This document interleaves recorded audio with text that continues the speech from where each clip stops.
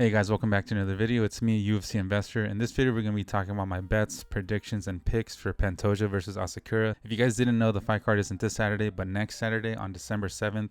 But I'm really excited about these fight guys because there's going to be fighters like Pantoja, Shavkat, Ian Gary, Ciryl Gane, Bryce Mitchell, Nate the Train, Anthony Smith, Dominick Reyes. Some really good fighters. So let's get started with my first prediction. Okay, guys, so for the first fight of the night, we have Kennedy and Nzechukwu versus Lukasz Brzeski. If you guys didn't know, Brzeski actually was supposed to fight Taliesin Teixeira. So Teixeira had an injury, so he pulled out. Kennedy stepped in, short notice to fight him. Right now, the odds have Kennedy, I believe, at a 400. They don't have it on fight odds, but I think on Bovada or betting sites, it's around like minus 400. He's a big favorite, honestly. He's 7-5 in the UFC versus Lukasz, who is 1-4 in the UFC. So I think that's kind of playing a lot into the odds, as well as I do think Kennedy is a lot more developed than Lukasz, because every time I see Lukasz fight, I just don't remember it. He's not memorable, that's for sure. Kennedy, at least, he seems to be very athletically gifted and pretty decent in the UFC as well. So I do think Kennedy can get a round 2 TKO. He has gone in round 2 finishes before, so I think he can get one on Lukasz as well. As for Lukasz, I do think he could win.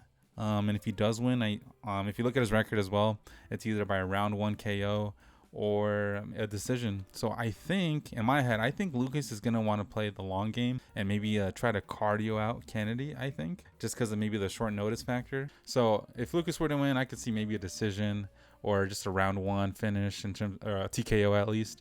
But for Kennedy, I do think he can for sure win by a round 2 TKO or a decision as well. I don't really think these guys are going to try to get a sub. I don't think either one of them. I think both of them do have submission wins, but I don't think either one of them is going to want to try to go for that. So I think either it's a knockout or a decision. Either an early knockout or a decision. But I'm going to go Kennedy round 2 TKO. All right, guys. So for the next fight of the night, we have Michael Chiesa versus Max Griffin. I'm just going to tell you guys right off the bat, guys. I'm going to go with Chiesa on this one. If you guys look at the record, Chiesa's never been... He's actually been knocked out once, but he usually doesn't get knocked out. And all of his, or most of his wins come by submission versus Max Griffin, who's 8-8 in the UFC. And he mostly loses by decision. So I think Chiesa, his plan is obviously to try to get a submission, take it to the ground, get the back. He beat Tony Ferguson by rear naked choke in the last fight. So I do think he's getting confident, or he's just still confident in the submission game. So I do think Chiesa is probably going to just try to set up the striking to get into his submission, to take it to the ground. And versus Max Griffin, who in most of his fights recently, he's gone to decision, and a lot of them were split. So I think this one might be split again, and I think he might lose this one to Chiesa, who might get more ground control, submission threats. And if Chiesa doesn't get the submission itself, I do think the submission threats are going to count for a lot, because I don't think Max Griffin is going to KO Chiesa. Like I said earlier, Chiesa has only been knocked out one time before. Coincidentally, he has been subbed by a Darce choke in the last 4 fights, I believe. He's been Darce choked twice in the first round. So I do think Chiesa could get subbed, but I don't think Max Griffin is going to be the one to do it. The last time Max Griffin got a submission was 10 years ago. So I don't think Griffin is going to go for the submission unless it just happens to come up. And I don't think he's going to be good enough to maybe even consider it part of the plan, I don't think. So that's why I think Chiesa is either going to get a submission or a decision win. Right now, I'm going with Chiesa decision, but I can see a submission by Chiesa. I'm going to meet in the middle and think that he's not that good to get another submission after finishing Tony, and think he gets a split decision win on this one. But you never know. But still, I'm going to go with Chiesa decision win on this one. If Griffin were to win, I guess I can see decision too. I just don't see him KOing or submitting Chiesa. This one, I think for sure goes the distance unless Chiesa gets a submission. But yeah, guys, Chiesa decision on this one. Let's go to the next fight. Okay, guys, so for this next fight, we have Cody Durden versus Joshua Van. In this fight, guys, I do think Durden's going to win by decision. I don't think this one's going to be ending in a finish. If you look at Durden's record, his last 4 losses, 3 of them were by submission, and then 1 of them were by KO. And I just don't think Van is going to finish Durden. I think they're both going to have war, and I think Durden's going to get the decision win on this one. Maybe a split, but I do think Durden is going to have the edge here, because I think he actually has fought the better guys compared to Joshua Van, who's only fought guys like Edgar Chairez. Before him, he fought Charles Johnson, who finished him in round 3. Felipe Bunes, Kevin Borjas. So I do think Van is going to do the same thing, I would say, in terms of using his striking to obviously win the fight, get the moments. But I just don't think he's going to finish Durden. I think this one's going to go to decision, and I think Durden's going to point it out. If you look at their statistics, I think Durden has like, let's see, pretty much 4.3 takedowns per 15 minutes. So I think he's going to implement the takedowns, and I do think he is going to be able to take down Van. Even though Van has good takedown defense, I do think Durden should be able to set it up, I would hope. He does have the experience over Van, who is only 4-1, and he is only 23 years old versus Durden, who's 33 years old. Durden is 6-4 in the UFC, and I think he's fought the better guys, I think. So I'm going to be picking Durden by decision on this one. I'm honestly really unsure about the pick because right now the odds have Van as a favorite. He's a -150 versus Durden, who's a +130. I just got done picking Chiesa, the underdog, right now at least. And now I feel kind of iffy picking another underdog in Durden. So this one I for sure don't want to bet on because I could... Yeah, and even thinking about it now, I think this one can either end in a finish or decision. I'm leaning decision on this one, but I don't know. This one's really hard to call. Both of them have had good performances in their last fight. Both of them fought in September, I think a week apart. So I think both of them should be in the same shape, I would say. Both of them are fight ready, I would think. And I don't know. I just kind of lean towards the veteranness of Durden on this one. I think Joshua Van is just still a little bit young, and I feel like I just don't think he's ready to get another win right after and start another win streak. I don't know. I could for sure see it happening, but I'm going to be going with Durden on this one. I might switch the pick. I don't think I will, but just want to let you guys know that this one's really hard to call. But I'm going to be going with Durden on this one. But let's go to the next fight. Okay, guys, so for this next fight, we have Chris Weidman versus Eryk Anders. This one, guys, I was a little hesitant on picking either one, but I think I finally decided comfortably that I'm going to be going with Chris Weidman. And I kind of feel a little like cringy when I say it, but I do think he can get another win, even though he's like, 40 something years old. I think he's like 42 or something. He's 40 years old. But I think the UFC is actually going to try to give him like winnable fights with, for example, with Eryk Anders. If you look at the amounts or how they lose pretty much, Weidman has lost a lot by KO or TKO, but he doesn't lose a lot by decision. And if you look at Eryk Anders' recent fights, they've all been going to decision. So I just don't think Eryk Anders has like KO potential anymore, at least in the UFC at this level, at this stage. And I don't think he's going to KO Weidman. So when I think about that, I do think that Weidman is going to at least be able to implement the takedowns, the strike, everything pretty much, and get the win by points. I do think about his last fight with, Bruno Silva, I think it was, even though both of them kept getting eye poked. And Bruno Silva does have like KO potential too, but he sucks now, I would say. He's not that good as I thought. And I think Weidman's going to be able to point this one out and get a decision win, surprisingly. Like I said earlier, I think the UFC is trying to give him winnable fights, and I think this is one of them. So I'm going to be going with Weidman on this one. I am feeling a little weird for picking two old guys, Chiesa and now Weidman, but I just think they have winnable fights. But yeah, I'm going Weidman by decision on this one. Right now the odds have Weidman, actually it doesn't show it on fight odds, but I'm pretty sure they're pretty even. I would think maybe Weidman's a slight favorite, but if anything, I do think he should be able to win. And yeah, guys, I'm gonna go to decision on this one. But let's go to the next fight. Okay, guys, so for this next fight we have Randy Brown versus Bryan battle. This one, guys, should be a really good fight, I think. I think it's going to end in a finish. If not, it's going to be a war, I think. Randy Brown is just coming off of 3 straight wins versus Elizeu Zaleski, Muslim Solikov, Wellington Turman, versus Battle, who I would say is on a 4-win streak, because that fight versus Anguissa, he was winning that fight until there was a no contest. So Bryan Battle also has like that star power, I would say, where he's kind of like a good character in the UFC. He has that character pretty much where people just like him. He actually replied to one of my comments on his post. I think I commented something about him having hair like Charles Oliveira and that they had to fight or something like that. So that was pretty cool. So I'm going to be picking Bryan Battle by, round 2 TKO. So I definitely do think Battle is good. And I actually think he can finish Brown on this one. Even though Brown is on his win streak, I don't know. I just think Battle is just kind of gaining momentum, gaining confidence. And I think he's going to be able to finish this one.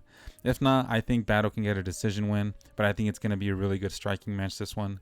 And I think Randy Brown is going to try to mix it up, try to point it out. But I think Battle's going to try to get a finish. And Battle should be able to finish in round 2, I think. Randy Brown, he's like, 18 fights. So he's 13-5 in the UFC versus Battle, who's 6-1. So Randy Brown definitely does have more experience, but he has more losses than Battle. And Battle is the tough winner. So I do think he should be capable of winning this one too. So yeah, guys, I'm going to be going Battle by round 2 TKO. Okay, guys, so for the next fight of the night, we have Movsar Evloev versus Aljamain Sterling. As we all know, Sterling was a champ in a different weight class, and Evloev is undefeated at 18-0 in the UFC. Right now, the odds have Evloev at a -270, so a lot of people do think he's probably going to win. And I think so too, because I think he should be able to win by decision on this one. The more I think about it, the more I kind of just get a little doubtful, honestly, because I do know that Aljamain is pretty good. But when I look at his record, he's been competing in some grappling matches and he has been winning some. He went split with Chase Hooper and he lost one versus Kevin Dancier.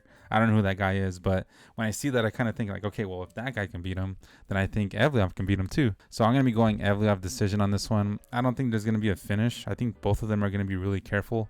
So I do think it goes the distance, but I'm going to be siding with Evloev on this one.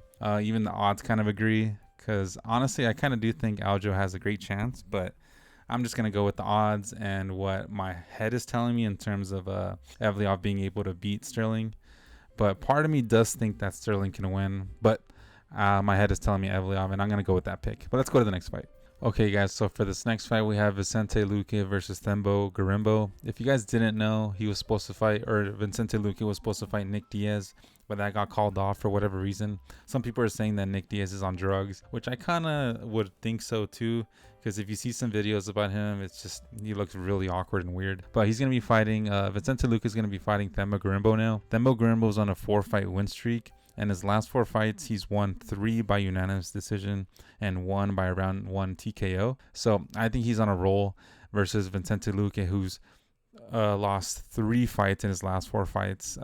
Granted, he's lost to Bilal Muhammad, Geoff Neal, Joaquin Buckley, all who I would say are really good fighters. And he's won 1 against RDA. But I don't know.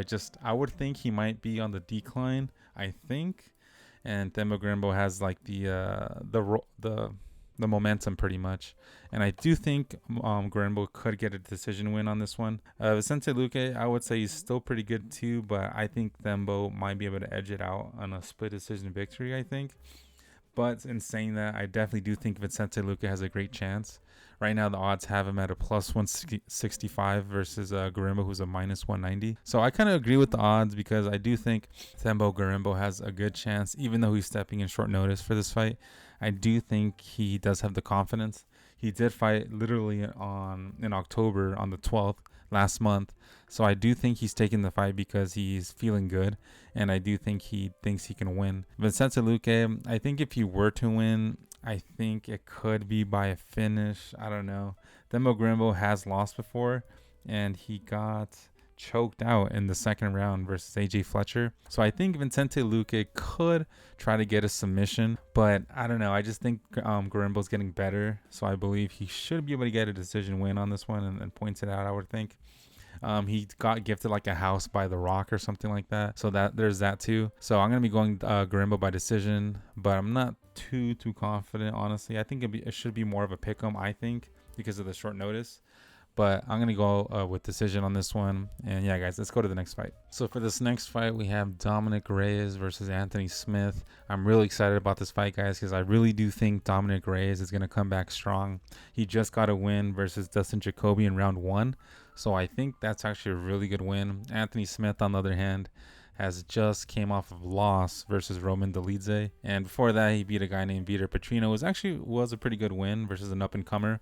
But I do think Reyes is going to be ready for this one. I don't think he's the ghost of Dominick Reyes, as some refer to him as. And I do think he's going to have the momentum and more confidence to get another finish versus Smith. Right now, the odds have Reyes at a big favorite, I would say, at a -330. And Smith is a +270. And I can pretty much agree because I really do think Dominick Reyes has a great chance to win against Smith. Smith, I don't think he has like the best finishing potential, I would say, because in the last In the last 5 fights, he got a split decision win versus Span, and he got a win versus Pacino in round 1.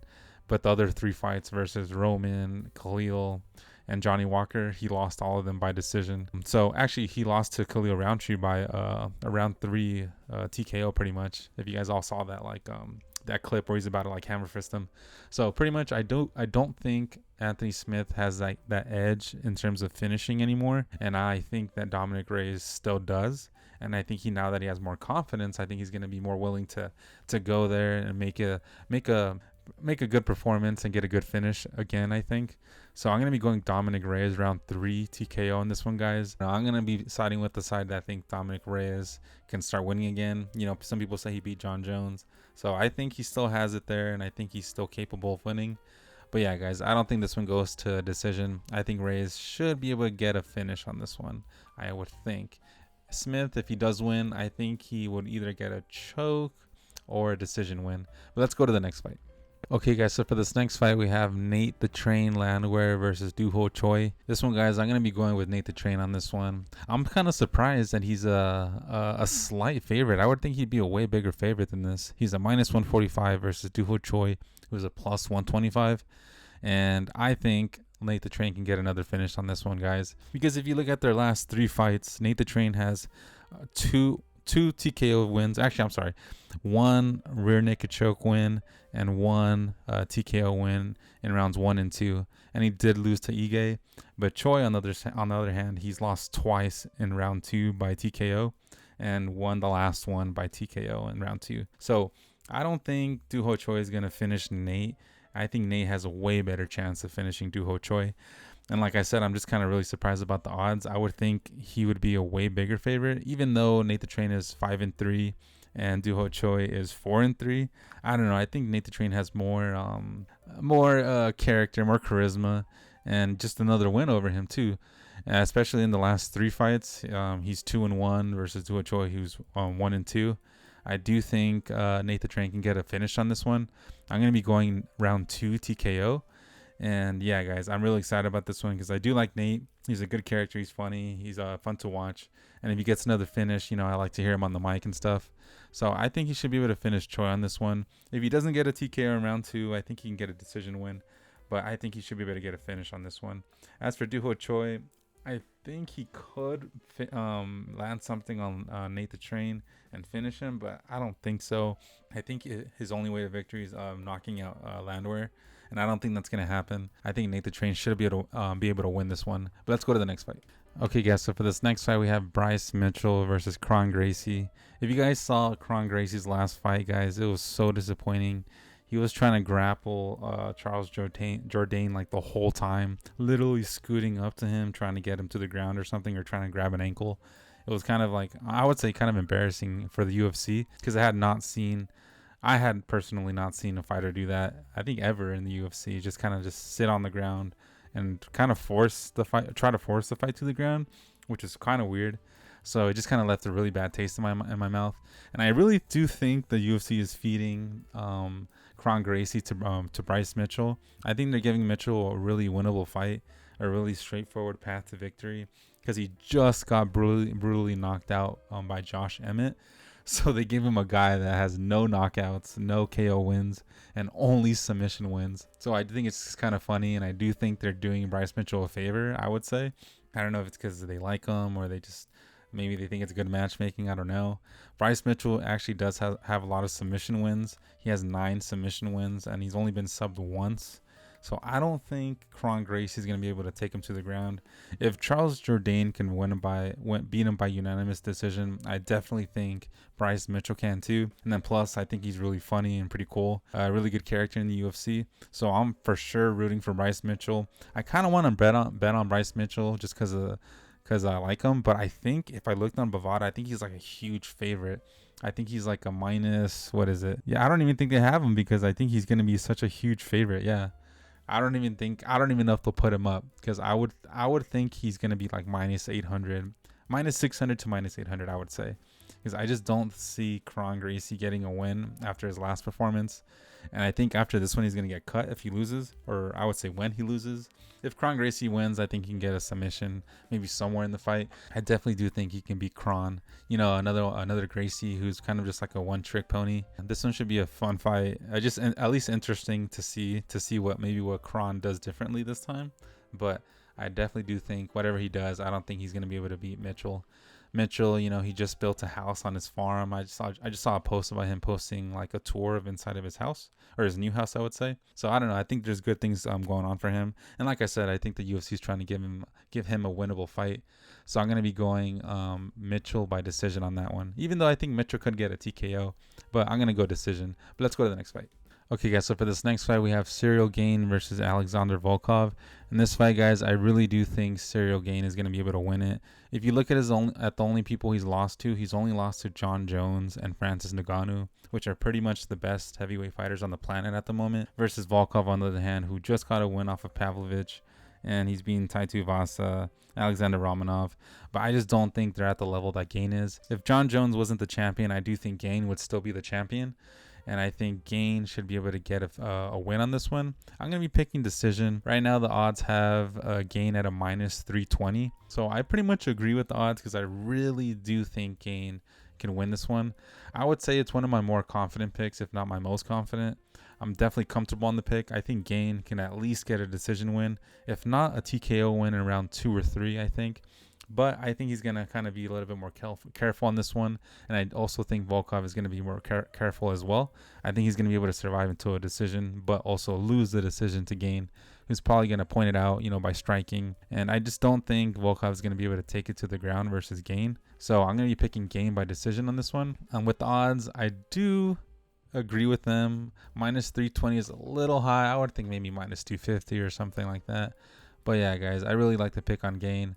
Let me know what you guys think in the comments for this one, because maybe I'll be wrong. I really hope I'm not, but I'm hoping you guys also agree that Gane can win this one. But let's go to the next fight.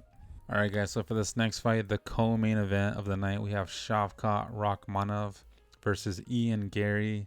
Obviously, we've been hearing a lot of stuff about Ian Garry and his wife, blah blah blah. That's all for entertainment, but in this fight, I really do think Ian Garry is going to be able to win, guys. I'm going to be picking Ian Garry by decision win.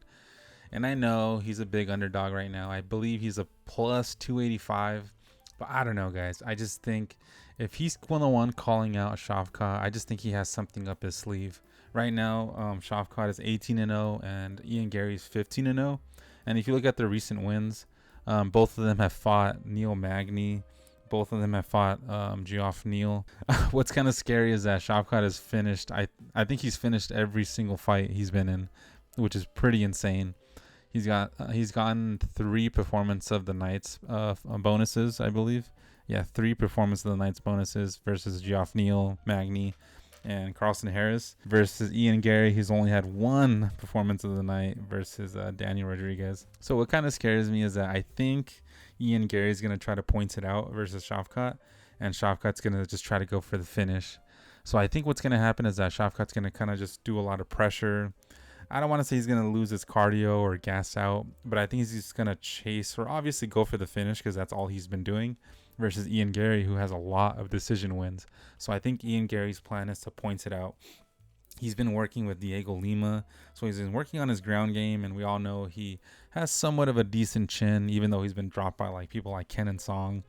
But I do think his ability to at least point it out and go to decision and, you know, have a plan set should be able to get him the win on this one. Right now, a decision by Garry is like the way I think he can only win. I don't think he'll get a finish on Rakhmonov. I think he's just, like I said, going to play that safe game, and I think he's going to try to get a decision win on this one. Rakhmonov, on the other hand, obviously, if you guys see his record, you would assume he probably can get a finish on Ian Garry, which I definitely do agree as well. So I think with this one, I'm going to be going decision Garry. But as for bets, man, this one's kind of hard because obviously I think Gary's going to win, and I would bet him by decision. But for Rakhmonov, I would think I could bet him by like maybe around 2 or 3 submission or TKO. I would side with TKO. But I do wonder what Rakhmonov's plan is. I think maybe he's gonna for sure try to go for a finish, but maybe you never know what if he goes and out and tries to point it out as well with Gary. Trade shots and trade strikes. I'm not too sure honestly, but this one should be a really good fight because if Rakhmonov wins, most likely he's gonna get a finish, and if Ian Gary wins, and I hate to say it might be like I don't think it's going to be a boring decision win. I think it's going to be a war, and I think he's going to get a split decision win if he does win. So I'm going to be going Ian Gary decision. Let me know what you guys think in the comments. This one's going to be a really good fight, guys. Obviously, Rakhmonov is on a win streak, and so is Gary. So one of their O's has to go. And if you guys didn't know, Lorosenko really likes Shavkat. I think that's kind of funny. And Ian Gary, like I said, he's married to a person that's a wag or something like that. Not too sure what to think about that. But let's go to the next fight. All right, guys. So for the last fight of the night, we have Alexander Pantoja versus Kai Asakura. This one, guys, I'm just going to be going with Pantoja, the current champ at the UFC. Kai Asakura, if you guys didn't know, he's coming from Rizin, a different organization in Japan, and he's going to be fighting Pantoja straight off the bat. So I do think it's interesting because I've just started watching UFC in the past like 3 years, I would say, and I've never seen them put another champ versus just another champ right off the bat, at least not off the top of my head. Kai Asakura, I do think he has a good chance of beating Pantoja, but I don't think he's going to be Pantoja. I just think he's really well-rounded everywhere. He's been fighting really good guys like Brandon Royval, Urseg, Moreno, Akape, Alex Perez, and he's beating everyone pretty much. And Kai Asakura, on the other hand, he has lost before. He has 4 losses on his record, and his last loss was in 2021 by unanimous decision versus a guy named Hiromasa Aokobu. And if you guys look at that guy's record, the guy that Kai lost to 3 years ago, that guy went on to lose 3 fights right after that. So it makes me think like, I don't want to say the guy like sucked, and that means, MMA math. I don't think that makes Kai suck just as bad as him, but I don't know. It just makes me think if like that guy can beat him like not too long ago, I think Pantoja can for sure beat him right now. I think right now, they're running out of people to give Pantoja, so I think they're doing like a wild card kind of thing where they kind of put Kai Asakura, someone else from a different organization. They're giving him a completely different look in terms of the fight and for the fans as well. It's something new because doing another fight with Moreno, Royval, and it just doesn't. I don't think it would make sense for them. So I think that's why they chose this guy. And I just think Pantoja is better. Like I said, I think he really wants to stay champion. I think he still has that drive pretty much. Versus Kai Asakura, who I don't want to say he doesn't have the drive, but I just don't think he's as skilled as Pantoja. And Pantoja, he does have a chin. He's never been knocked out. And they have said some things about Kai Asakura. Supposedly he broke a guy's jaw with like one punch, and like a punch in the fight. And I think I'll post like an image here, and it looked pretty bad actually, the broken bones. So it makes me think like, what if Kai Asakura just kind of like knocks out Pantoja? It's kind of crazy to think. So I do think Kai Asakura has a chance of winning by a KO maybe, but I just don't think Pantoja is gonna be capable of getting knocked out. Like, I don't think he's gonna let it happen easily, and I think if he does get knocked out, it'll be, I don't want to say, how should I put it, I just don't think Pantoja is gonna get knocked out, but obviously there's still that chance. Right now the odds have Pantoja at a -260, Kai Asakura is a +220, so I think most people do agree that Pantoja probably should win this one. And yeah, guys, I'm gonna be going decision for Pantoja. Like I said, I think he's gonna be able to cardio it out, point it out, control the fight, maybe even grapple Asakura, who hasn't been subbed before, but Asakura doesn't have that many submission wins. He only has 3. So I think Pantoja might be able to try to take it to the ground, stay safe. And I think he even said it in like his last fight, I think versus Ursig, I think it was. He even said sorry to the crowd, like, oh, sorry, I made it like boring pretty much. Or he really wanted to win, he said. So I think Pantoja is just going to keep doing the same thing, doing whatever he needs to do to win. And I think Kai Asakura is just going to be another guy he beats. But like I said, Kai Asakura by TKO is definitely possible.